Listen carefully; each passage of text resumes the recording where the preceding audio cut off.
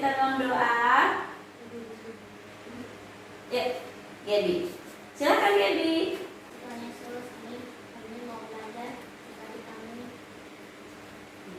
Amin. Amin. Oke, puji Tuhan. Terima kasih Kak Gaby sudah membawa kita di dalam doa. Kita mau memuji Tuhan sebelum kita masuk dalam pembelajaran kita.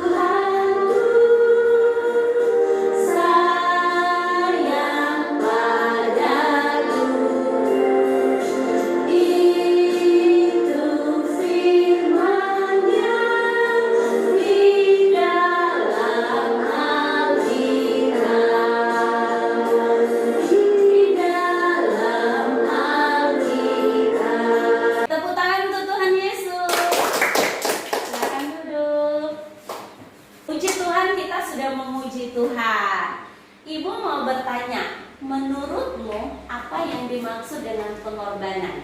Siapa yang mau bercerita sama kita? Berkorban untuk orang lain. Lalu, apakah kamu berkorban untuk orang lain? Misalnya berkorban untuk orang tua, sahabat, guru, atau siapa saja? Ceritakan pengalamanmu. Siapa yang pernah berkorban? Misalnya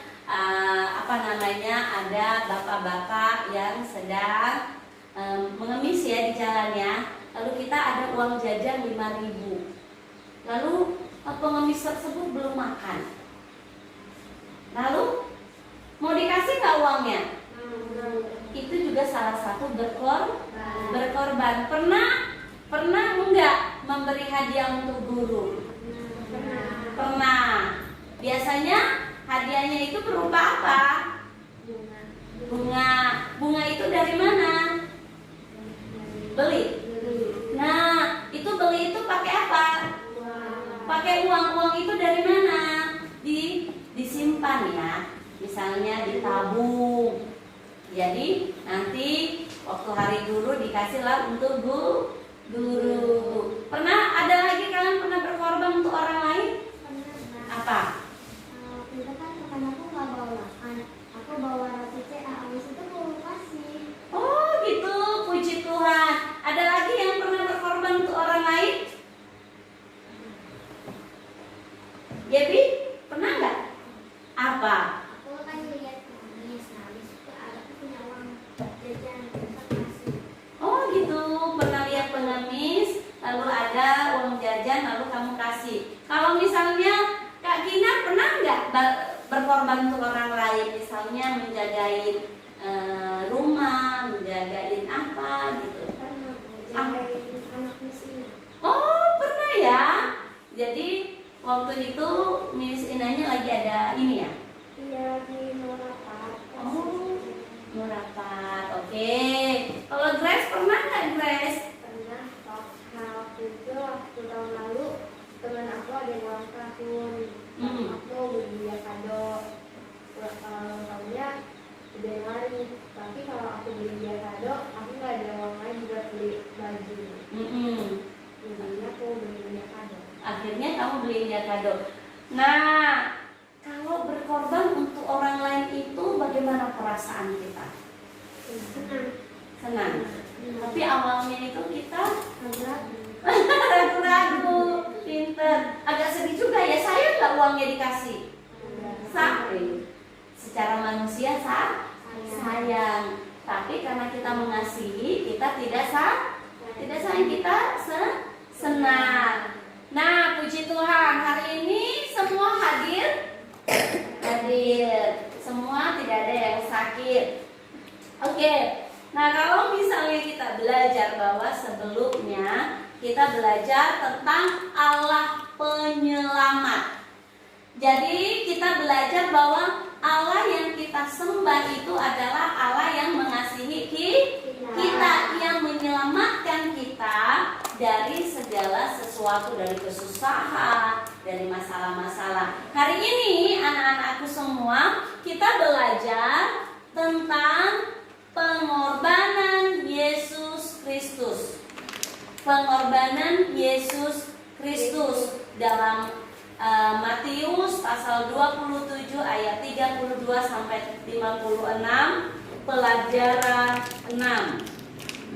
Adapun tujuan pembelajaran kita hari ini, setelah mengikuti proses pembelajaran ini, peserta didik diharapkan dapat menjelaskan arti pengorbanan Yesus Kristus. 2.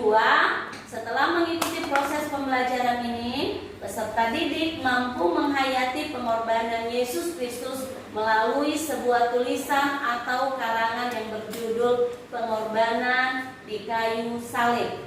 Setelah kegiatan pembelajaran ini, peserta didik mampu mendaftarkan tindakan berkorban bagi orang lain sebagai wujud mengikuti teladan Yesus Kristus.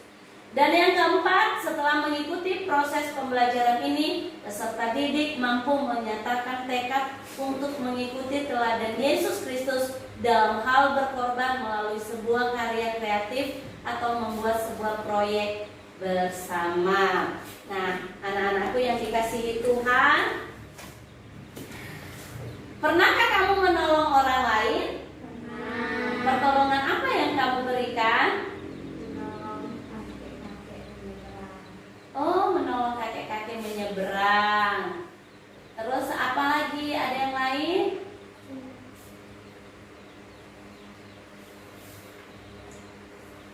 Pernahkah kamu menolong orang lain, meminjamkan pensil? Pernahkah kamu merasakan pertolongan Allah? Pernah. Gimana? Ceritakan. Waktu lagi sakit berdoa pakai sembuh. Oh, waktu lagi sakit berdoa disembuhkan. Terus Besoknya udah bangun. besoknya? Oke, puji Tuhan.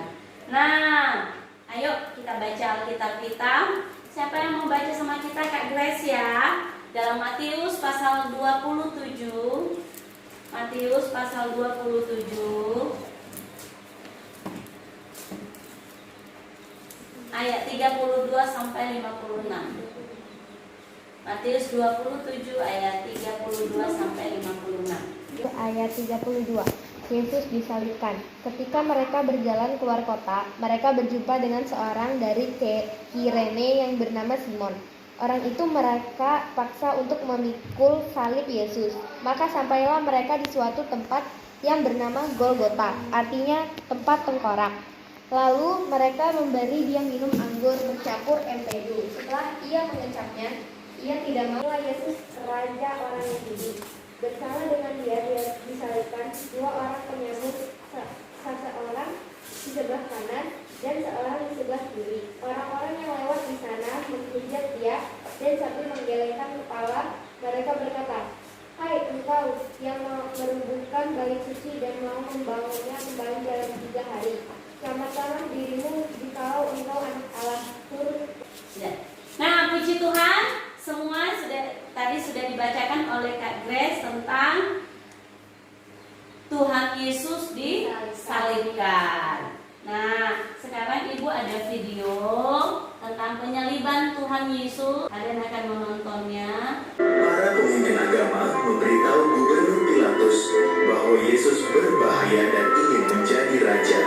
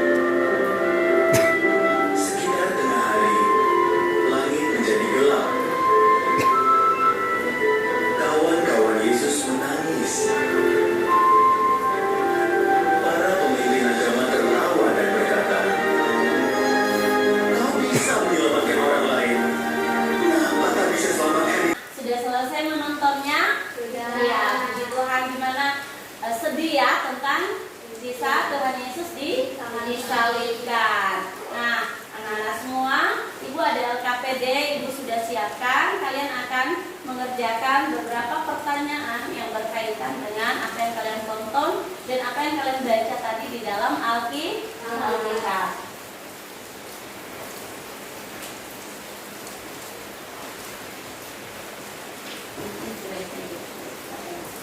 Silakan kalian berdiskusi dengan teman sebangku.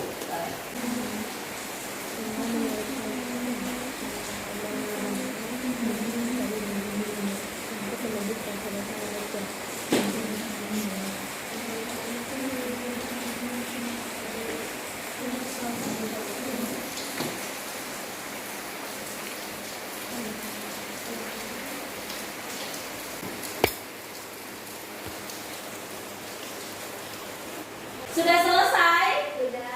Ya, puji Tuhan. Siapa yang mau membacakan jawaban yang pertama? Ayo, Grace maju di depan, Grace. Yuk.